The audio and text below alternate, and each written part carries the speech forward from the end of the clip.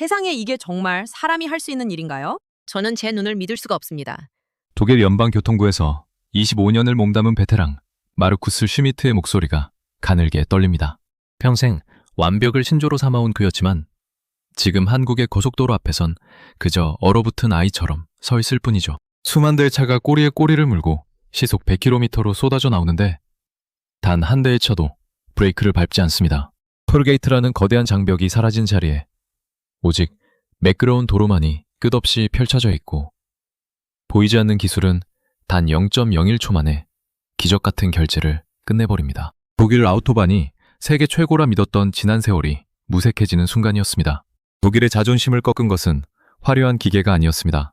빗줄기가 쏟아지는 밤에도 먼지 자욱한 낮에도 쉼없이 돌아가는 한국인들의 치열한 고민과 헌신이었죠. 유럽의 거장이 물리학적으로 설명이 안 된다며 고개를 내전 이 마법 같은 풍경 뒤엔 과연 어떤 이야기가 숨어 있을까요? 전쟁의 폐허 위에서 맨손으로 길을 닦았던 우리가 이제는 전 세계 도로의 표준을 바꿔버린 위대한 반전의 드라마. 지금 그 가슴 벅찬 현장이 궁금하시다면 대한민국 화이팅을 외쳐주세요. 저는 스테판 바그너입니다. 평생을 도로 위에서 살았고 아우토반의 그 매끄러운 아스팔트가 세상의 정답이라 믿어 의심치 않았던 독일의 교통공학자죠. 지난해 11월 카자흐스탄 알마티의 차가운 밤 공기를 뚫고 호텔방에 들어섰을 때만 해도 저는 승리를 확신하고 있었습니다. 제 손에는 지멘스 컨소시엄의 기술 대표라는 묵직한 직함이 들려 있었고 제 등 뒤에는 유럽 12개국이 표준으로 삼는 철통 같은 독일의 시스템이 버티고 있었으니까요. 솔직히 말해 경쟁사 명단에 적힌 한국도로공사라는 이름을 봤을 때 저는 콧방귀를 꼈습니다. 1930년대부터 고속도로를 놓았던 우리 독일에게 이제 막 걸음마를 뗀 나라가 도전장을 내밀다니요. 그건 마치 대학 교수에게 초등학생이 수학 문제를 가르치겠다는 소리처럼 들렸습니다. 하지만 다음 날 아침 입찰 발표장에서 저는 생전 처음 느껴보는 공포와 마주하게 됩니다. 한국 측 발표자가 스크린에 띄운 단 1분짜리 영상 때문이었죠. 그 영상 속에는 기적 같은 풍경이 펼쳐지고 있었습니다. 명절이라도 된 듯 수십 배의 차량이 고속도로를 가득 메우고 달려오는데 톨게이트가 가까워져도 그 누구 하나 브레이크를 밟지 않는 겁니다. 시속 100km, 그 무시무시한 속도로 차들이 톨게이트를 그대로 통과해 지나갑니다. 차단기도 없습니다. 요금을 받는 직원도 보이지 않습니다. 그런데 놀랍게도 화면 구석에는 통행료가 단 0.01초 만에 결제되었다는 메시지가 쉴 새 없이 찍히고 있더군요. 세상에, 저게 편집이 아니라고요? 물리적으로 어떻게 저속도에서 결제가 가능합니까? 저도 모르게 자리에서 일어나 소리를 지르고 말았습니다. 25년 동안 제가 배운 모든 공학적 상식이 단번에 무너져 내리는 소리가 들리는 듯했죠. 유럽의 기준으로는 도저히 설명할 수 없는 그야말로 도로 위의 마법이 눈앞에서 벌어지고 있었던 겁니다. 심사위원들의 눈빛이 흔들리는 걸 보며 저는 직감했습니다. 아우토반의 자존심이 저 멀리 동쪽에서 온 나라의 이름 모를 엔지니어들에게 처참하게 깨지고 있다는 사실을요. 그렇게 저는 홀린 듯 한국행 비행기에 몸을 실었습니다. 내 눈으로 직접 확인하지 않고서는 도저히 잠을 이룰 수 없었기 때문이죠. 인천공항에 도착해 고속도로에 올라타자마자 저는 또 한 번 숨이 턱 막히는 경험을 합니다. 톨게이트가 가까워지자 도로 위에 선명하게 그려진 파란색과 분홍색 선들이 보입니다. 표지판을 읽을 필요도 없이 그저 아이들이 색칠 공부하듯 선만 따라가면 안전하게 길을 안내해주는 그 따뜻한 배려. 독일의 차가운 도로에서는 단 한 번도 본 적 없는 풍경이었습니다. 스테판 씨, 놀라기엔 아직 이릅니다. 이제부터가 진짜니까요. 저를 안내하던 한국도로공사의 김중혁 씨가 인자하게 웃으며 말합니다. 그가 가리킨 구조물 위에는 작은 카메라들이 촘촘하게 매달려 있습니다. 수억장의 데이터를 학습한 인공지능이 0.01초 만에 번호판을 읽어내고 단말기가 있든 없든 상관없이 모든 차를 식별해냅니다. 심지어 흙탕물이 튀어 번호판 글씨가 절반은 가려진 차도 억수같이 비가 쏟아지는 한밤중에도 이 영리한 시스템은 단 한 번의 실수도 용납하지 않더군요. 저는 그 카메라 아래 서서 한참을 멍하니 하늘을 올려다봤습니다. 99.8%라는 경이로운 인식률. 그건 단순한 기술의 수치가 아니었습니다. 어떻게든 차를 멈춰 세워 돈을 받으려는 우리 독일의 오만한 하드웨어와 달리 어떻게 하면 운전자가 멈추지 않고 가족의 곁으로 빨리 돌아가게 할까를 고민한 한국인들의 깊은 정이 빚어낸 결과물이었죠. 25년 공학 인생을 바쳐온 저의 자부심이 이름 없는 한국 엔지니어들의 헌신 앞에서 한없이 작게만 느껴지는 순간이었습니다. 지금도 제 귓가에는 한국도로공사 직원이 했던 말이 쟁쟁하게 울립니다. 저희는 도로를 파는 게 아닙니다. 도로 위에서 소모되는 사람들의 시간과 에너지를 돌려드리는 것이죠. 그 한마디가 제 가슴을 정통으로 꿰뚫었습니다. 이제 저는 압니다. 왜 전 세계가 한국의 고속도로를 주목하는지, 왜 그들이 대한민국을 도로기술의 종주국이라 부르며 경외심을 갖는지 말입니다. 이곳은 한국도로공사의 본사 회의실입니다. 창밖으로는 숨가쁘게 돌아가는 서울의 도심이 내려다 보이지만 이곳의 공기는 묘하게도 차분하고 단단합니다. 화려한 장식 하나 없는 소박한 공간. 하지만 그 안에서 뿜어져 나오는 열기는 베테랑 공학자인 저조차 압도당할 만큼 뜨겁더군요. 제 앞에는 한국도로공사의 젊은 팀장 김준혁 씨가 앉아 있습니다. 어제 제가 길 위에서 느꼈던 그 경이로움의 실체를 이제 하나씩 벗겨낼 시간인 것이죠. 저는 수첩을 꺼내들며 마음을 다잡습니다. 이 자리는 단순히 감탄하러 온 자리가 아닙니다. 독일 지멘스의 자존심을 걸고 이 시스템의 빈틈을 찾아내야만 하는 맹혹한 실사의 자리니까요.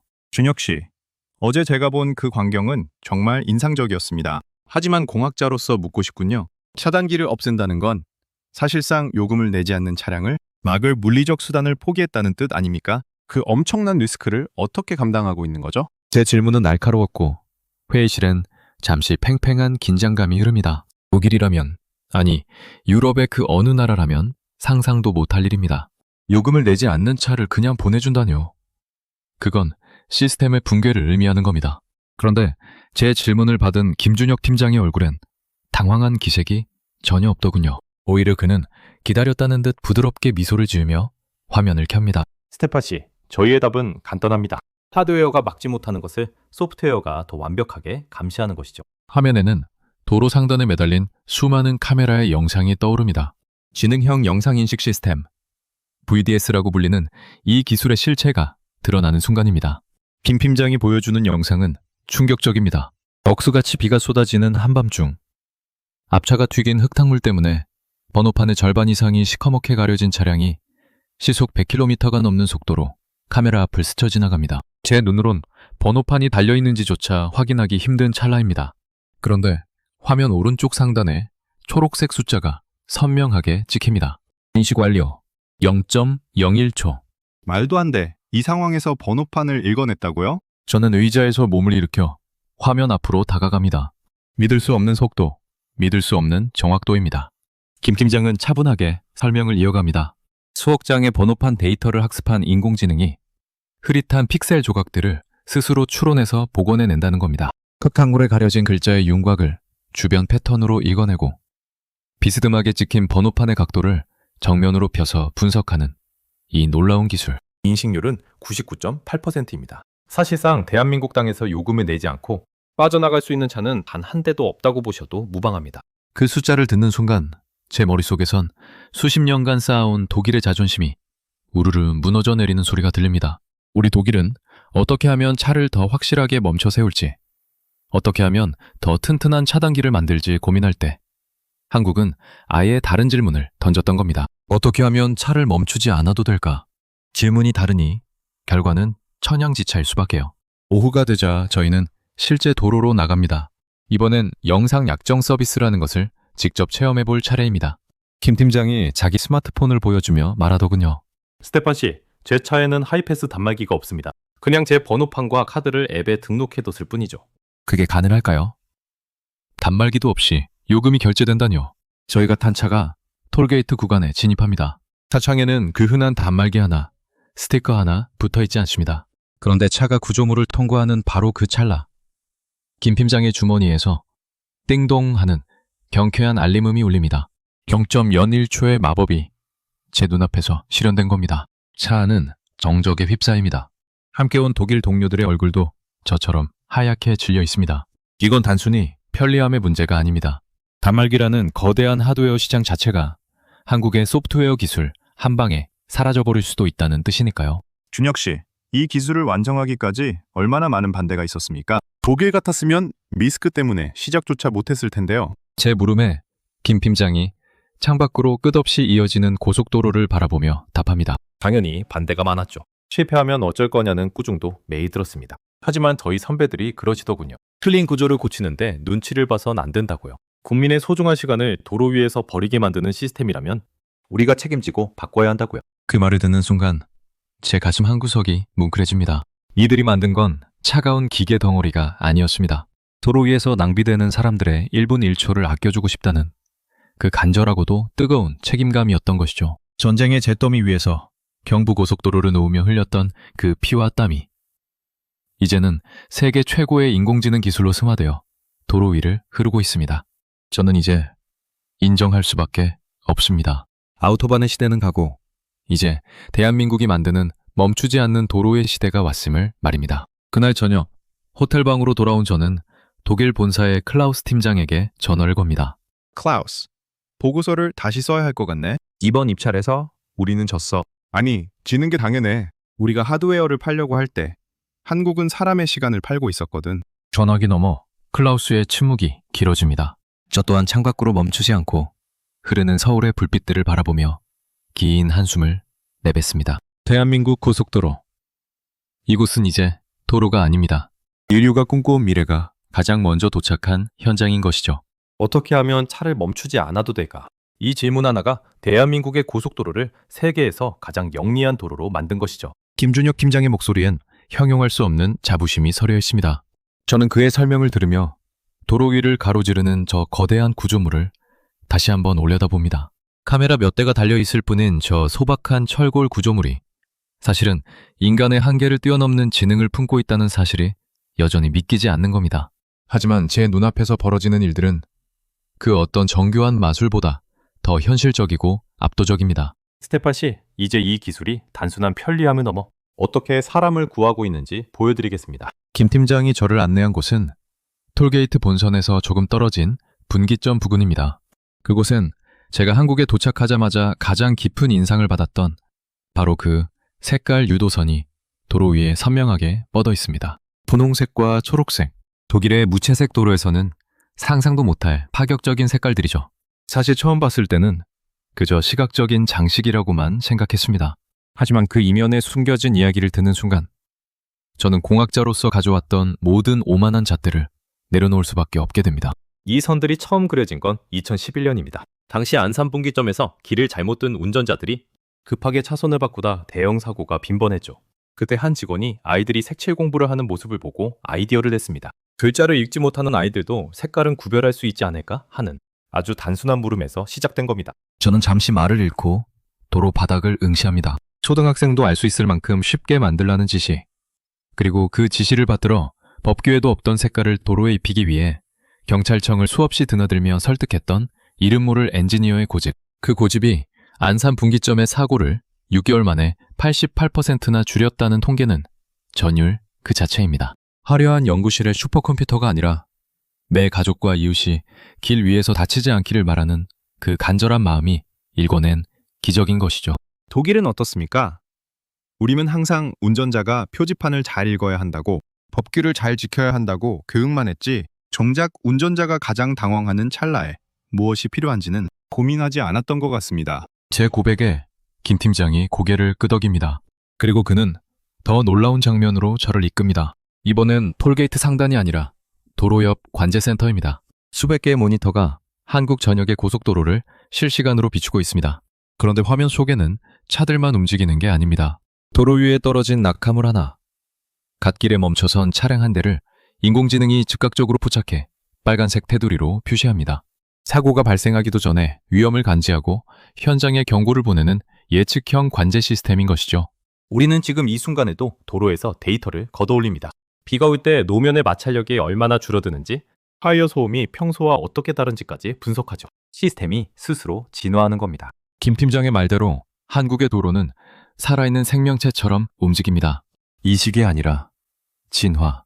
그가 강조했던 이 단어가 이제야 제 머릿속에 선명하게 각인됩니다. 독일 지멘스가 자랑하던 단말기 보급 사업이나 유지 보수 기술은 스스로 학습하고 진화하는 이 유기적인 생태계 앞에서는 그저 구시대의 유물에 불과했던 겁니다. 저는 수첩의 마지막 페이지를 펼칩니다. 그리고 그곳에 한국은 도로 위에서 생각하는 방법을 수출하는 나라다 라고 적어놓습니다. 25년차 독일 전문가가 가진 마지막 자존심이 완전히 꺾인 것이 아니라 오히려 더 넓은 세상의 가능성을 보고 환희에 젖어드는 순간입니다. 준혁 씨, 저는 오늘 이곳에서 단순한 기술을 본 게 아닙니다. 전쟁의 잿더미 위에서 맨손으로 길을 닦았던 당신들의 선배들이 그 후손들에게 어떤 세상을 물려주고 싶었는지를 본 것 같습니다. 멈추지 않는 도로. 그건 곧 멈추지 않는 대한민국의 심장소리군요. 제 진심 어린 찬사에 김 팀장의 눈가가 살짝 붉어집니다. 톨게이트를 통과하는 수만 대의 차량들. 그 거대한 물결이 단 한순간의 멈춤도 없이 물 흐르듯 이어지는 이 광경은 이제 제게 더 이상 공학적인 성취로만 보이지 않습니다. 그것은 서로를 믿고 서로의 시간을 존중하며 함께 미래로 나아가는 대한민국이라는 거대한 공동체의 품격으로 느껴집니다. 관제센터를 나오는 길. 로비에 전시된 1970년대 경부고속도로 착공 당시의 낡은 사진 한 장이 눈에 들어옵니다. 밀짚 모자를 쓰고 삽을 든 채 땀 흘리던 그 시절의 주인공들. 그분들이 있었기에 오늘날의 0.01초 마법이 가능했음을 저는 이제 압니다. 독일의 아우토반이 가지지 못한 것.